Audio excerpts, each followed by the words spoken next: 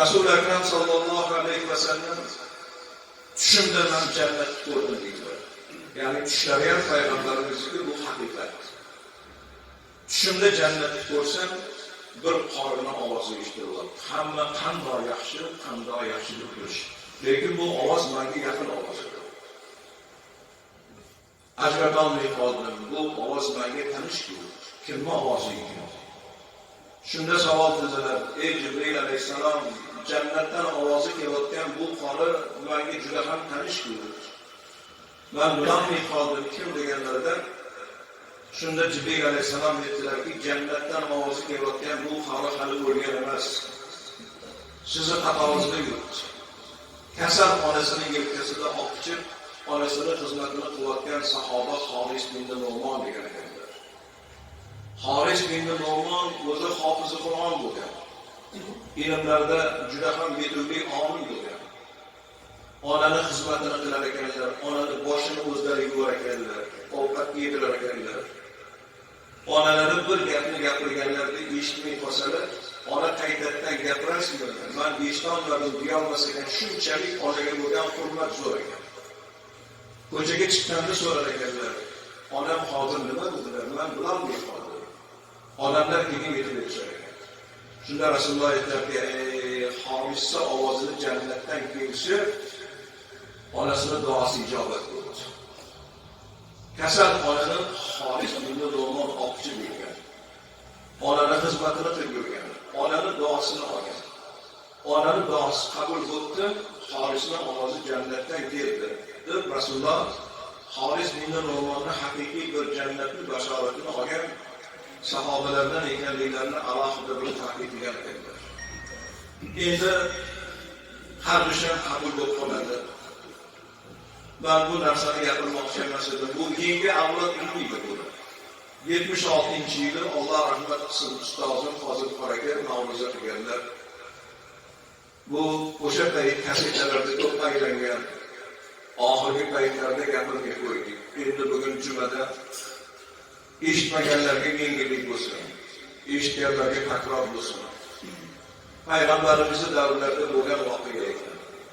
Rasul akram sallallohu alayhi vasallam davrlarida Alqama degan bir sahoba o'tgan ekanlar. Alqama 5 nafar namozga qo'lon bo'lgan. Zakotga, xayr ihsonga, o'tkir sadaqaga juda ham saxovatli bo'lganlar. Jihodda qatnashar ekanlar, g'azotda qatnashar ekanlar. Lekin ko'rinmay qoldilar. Namozda yo'q, jamoatda yo'q. Shunda Rasululloh aytdilarki, Alqama nimaga ko'rinmayapti? Eshitmadingizmi? Yo'q, eshitganim yo'q. Alqama jihodlardan bittasida qattiq yaralanib, o'rinda yotib qoldi. Deganlarda sahobalarni olib, Alqamani borib bir ziyorat qilaylik dedilar.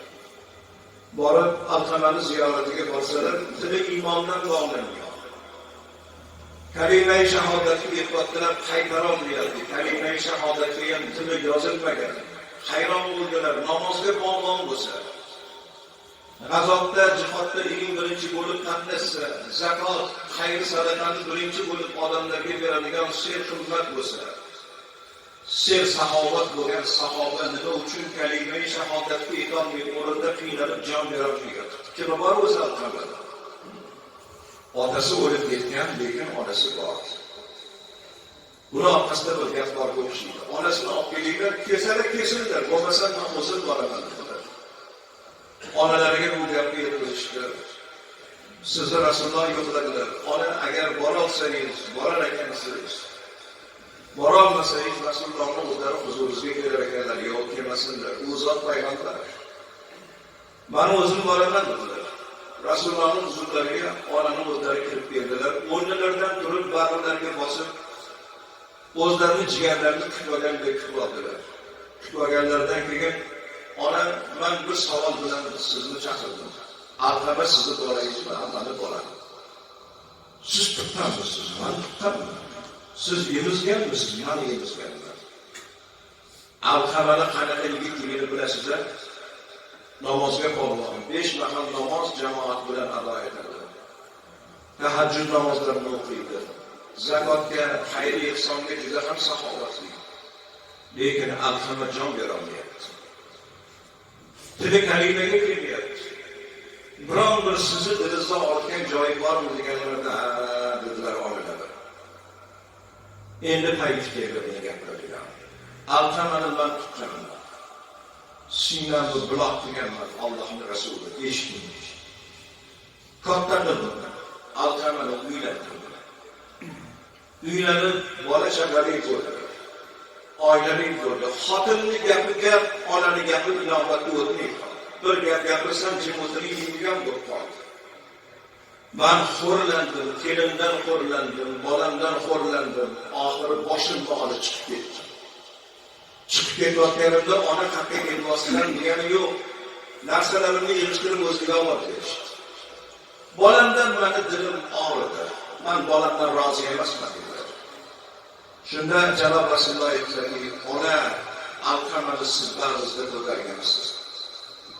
Sinangizdan tushib bergan ekansiz. Alqama jon bera olmayapti, rozi bo'ling dedilar. Yo, rozi emasman. Ikkinchi marotaba yana so'radilar. Ona rozi bo'lasizmi? Rozi emasman dedilar. Sahobalarga buyurdilar, gurxan yoqinglar, jamoat yig'inglar. Onasini norozi qilgan Alqama onasini ko'zini oldida o'tda tushdi. Ko'tarib olib kelinglar, o'tga tashlaylar dedilar. Onalar dod berdilar, yo'q, Allohning rasuli men kuy, bolam kuymasin. Ona yo'qdir ekan. Ona ko'tara olmasa ham bolani dog'ladi. Alqamani o'tda yoqmang, qalbimni mevasini o'tda kuydirmang, bolamni o'tda kuyishini men ko'ra olmayman, ezilib ketaman. Agar rozi bo'lmasangiz, bolangiz ikki dunyosi o'tda kuyib turibdi. Ikki dunyosi o'tda kuyib. Rozi bo'ling. Shunda onalar aytdilar, Allohning rasuli siz guvoh bo'ling. Shunda turgan sahoba-i ikromlar guvoh bo'lsin. Alqama meni norizo qilgan bo'lsa ham, oxirgi paytda ona o'rnida ko'rmay qolgan bo'lsa ham, xotinni gapiga, onani gapi inobatga o'tmagan bo'lsa ham, Alqamaga bergan sutimga, ko'kragimga buloq qilib emizganimga, kunlarni ular shu bolaga qaraganlarimga, otasini yo'qligini bildirmasdan oyoqqa qo'yganimga minga roziman dedilar. Shunda aytdilarki, boringlar xabar olinglar dedi Alqamaga. Uylariga yetib borishsa, Alqamani oxirgi gaplari la ilaha illalloh Muhammadar Rasululloh bo'lib tillari kalimaga kelib jon berdilar. Rasulullohning o'zlari yurdilar. O'zlari kafanladilar. Janozani o'zlari o'qib qabrga qo'yganlardan keyin jamoatga qaradi. Ey ma'sharal muhojirin, mana dilbahanda tashlab kelgan muhojirlar, Ansor Madinaliklar, ko'ringlar, bugun qandoq bir sahobani janozasini o'qidinglar. Namozga qolgan edi, jihodga zo'r edi, xayr ihsonga kelganda birinchi o'rinda turardi. O'ziga bir sutur olmasdi, odamlarga ihson qiladi. Shundoq zabardast Alqamadek sahobani tili kalimaga yozilmay qoldi, onadan norozi qilganligi uchun. Yerlik vaqt namoz o'qisanglar, kechalari bilan tahajjud namozlariga turib peshonang shishini ketsa ham esimdan chiqmasin. Alqamani bugungi o'limi sizlarga ibrat bo'lsin. Onani norozi qilgan sahobani oxirgi ahvoli qanday bo'lganligi ko'zinglardan oldan ketmasin. Onani xizmatini qilinglar, otalarni xizmatini qilinglar deb sahobalarga buyurdilar. Onani norozi qilgan sahobani ahvoli shu bo'lsa, onani urganlar bor. Qo'li bilan urib, oyog'i bilan ketganlar bor. Onani so'kkanlar bor. Sudrab qochidan ko'chaga olib chiqqanlar bor. Farzand bo'lib, onasini ko'kragidan emib, ko'kragiga pichoq qadaganlar bor. Onasi bilan dillab, uy talashib, hovli talashib, sudlashganlar bor. Bularni jon berishni bo'ladi.